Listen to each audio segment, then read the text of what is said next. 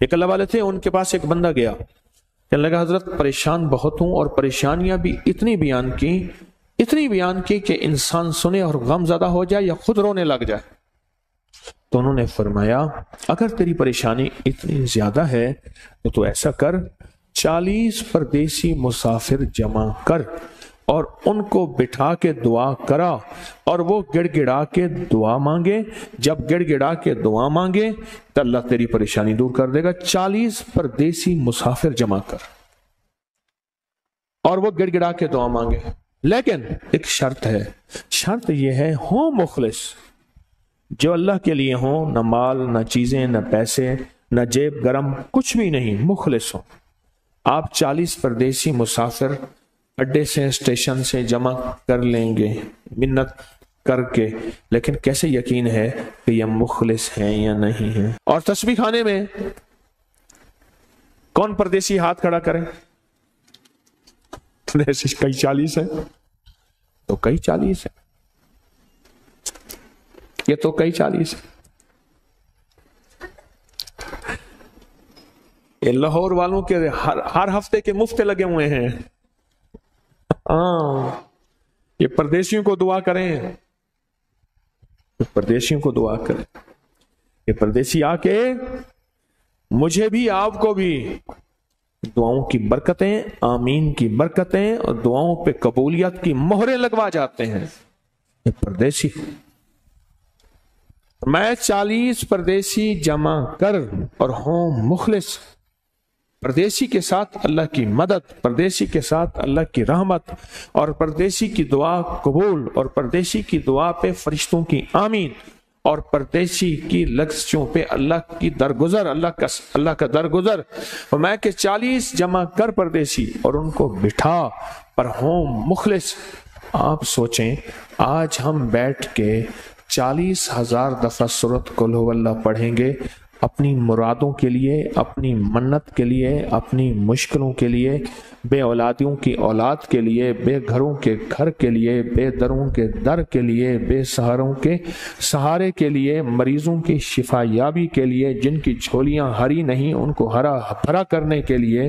اور جن کے گھر میں آگ لگی ہے حسد کی، دھوکے کی، فریب کی، نقصان کی، پریشانی کی، بربادی کی، اس آگ کو بجھانے کے لیے، اور جو غربت اور تنگ دستی میں پس گیا اس کو خوشحالی پہ لانے کے لیے، اور جو ولایت کا تاجدار بننا چاہتا ہے کہ اس سے اللہ اس کی حبیب کے نور کو ملوانے کے لیے، اور جو چاہتا ہے کہ آنکھیں بند کروں اور جنت نظر آئے، جو چاہتا ہے دل کی دنیا آباد اور شاد ہو، یہ نعمت اس کو دلوانے کے لیے، اور جو یہ چاہتا ہے کہ اللہ کے خزانے سے اتنا ملے کہ در در کا بھکاری، فقیر، منگتا، محتاج نہ بنو، یہ خزانے اس کو اللہ کے خزانے سے ملیں، یہ دلوانے کے لیے یہ 40,000 دفعہ سورۃ اخلاص 11 جمعراتیں پڑھی جائے گی۔ ہر سال ہماری 11 جمعراتیں ہوتی ہیں، اور آپ کو مبارک ہو۔ اور آپ کو علم ہے کہ یہ سورۃ اخلاص کی جو جمعرات ہے اس میں ہم ابھی 40,000 مرتبہ بیٹھ کے سورۃ اخلاص پڑھیں گے، اور وہ 5-7 منٹ میں پڑھی جاتی ہے۔ اس کی وجہ یہ ہے بلکہ 40,000 دفعہ نہیں پڑھی جاتی، وہ لاکھوں دفعہ پڑھی جاتی ہے، لاکھوں سے بھی لاکھوں پڑھی۔ اس وقت یہ مجمع، خواتین کا مجمع، پوری دنیا ہمارے اس وقت آن لائن بیٹھی ہے، کہیں صبح دوپہر شام، پوری دنیا ہماری اس اللہ کے فضل سے سن رہی ہے، اور کیا پتہ جنات بھی ہوں، اور یہ دنیا کی مخلوق ساری مل کے سورۃ قل ھو اللہ، سورۃ اخلاص پڑھے گی، اور سورۃ اخلاص پڑھتے ہی زندگی میں برکتوں اور خیروں کے فیصلے ہوں گے۔ اور فرمایا جو بندہ دل میں مراد چاہتا ہے، سنیں میں آپ سے پوچھوں گا بھی صحیح، صرف 2-3 افراد سے پوچھوں گا کہ پچھلے سال، ہر سال جو 11 جمعراتیں سورۃ اخلاص کی ہوتی ہیں، اس میں آپ کو کیا ملا؟ تب پوچھوں گا۔ میں کہ جس کو کوئی مشکل ہو، پریشانی ہو، وہ مل بیٹھ کے 40,000 دفعہ سورۃ اخلاص قل ھو اللہ پڑھ لیں، اکٹھے ہو کے۔ کچھ بندے ہوں مخلص بندے ہوں، وہ اکٹھے ہو کے سورۃ قل ھو اللہ پڑھ لیں، سورۃ اخلاص پڑھ لیں اکٹھے ہو کے۔ اور یہ بزرگوں کا صدیوں پرانا آزمودہ عمل ہے کہ جب تھک جانا جب مایوس ہو جانا، جب زندگی کی آسیں امیدیں ختم ہو جائیں، پھر مخلصین مل کے 40,000 دفعہ سورت قل هو اللہ یعنی سورت اخلاص پڑھ لیں۔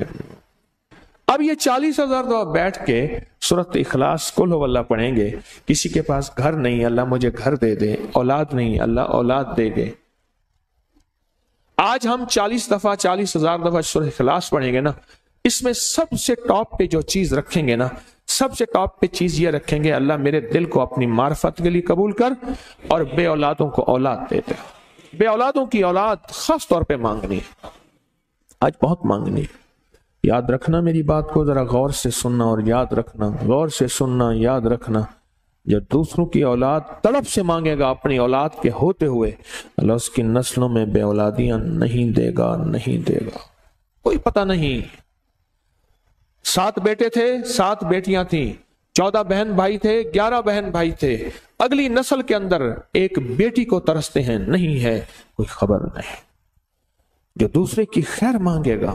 جو دوسرے کا بھلا مانگے گا، جو دوسرے کی خیر چاہے گا، جو دوسرے کا بھلا چاہے گا، جو دوسروں کے لیے گڑ گڑائے گا، جو دوسروں کے لیے بھیکاری بن جائے گا، جو دوسروں کے لیے محتاج بن جائے گا، اللہ میرا کہتا ہے میرے بندہ میں تیرے دل کے جذبے بھی جانوں، تیرے اندر کے درد بھی جانوں، تیرے وجدان کو بھی جانوں، تیرے ساز و سوچ کو بھی جانوں، تیرے اٹھے قدم بھی جانوں، تیری زندگی کے دائیں بائیں کو بھی جانوں، تیری صبح شام کو جانوں، تیری تنہائیاں اور اندھیروں کو جانوں، تیرے اندر کے خیال اور جذبوں کو جانوں۔ تو میرے ایک بندے کے لیے اتنا تڑپ رہا، نہ تڑپ، میں اس کو بھی دوں گا، تجھے بھی دوں گا۔ میرے حضور کی بارگاہ میں ایک سائل آیا اور بہت پریشان کہ یا رسول اللہ صلی اللہ علیہ وسلم، غربت، تنگ دستی، فقر، غربت، تنگ دستی، فقر، اور گھر میں حالات مفلسی، بدحالی، اور یہ غربت ہماری والی نہیں، وہ پیٹ پہ پتھروں والی غربت۔ خیال کرنا، ہمارا جو آج کا کہتا ہے نا میں غریب ہوں، اس کے گھر کے اسباب کو اگر فروخت کر دیں، گھر کے اسباب کو، اس غریب کے لیے وہ غریب آیا آقا کی بارگاہ میں، غربت اور تنگ دستی، اور میرے حضور نے فرمایا گھر میں جا، ایک دفعہ سلام کر، ایک دفعہ قل هو اللہ پڑھ، کام ہو گیا۔ ایک دفعہ سلام، ایک دفعہ سورت قل هو اللہ، اخلاص، بس۔ انہیں یقین تھا، یقین کی دنیا کو جانتے تھے، یقین کے نظام کو جانتے تھے، آقا کے فرمان بس چل پڑے اور چلتے گئے، اور یقین نے یہاں یہاں اور اتنا کر دیا، یقین نے کہ میرے حضور نے فرمایا بس حکم ہے، اور رب نے تونگری کے دروازے کھول دیے، اور لوگوں نے دیکھا کہ وہی بندہ ہے جس کے گھر میں فاقے تھے، آج لوگوں کو بانٹتا پھر رہا ہے، اور اس کے پاس ختم نہیں ہو رہا، ختم نہیں۔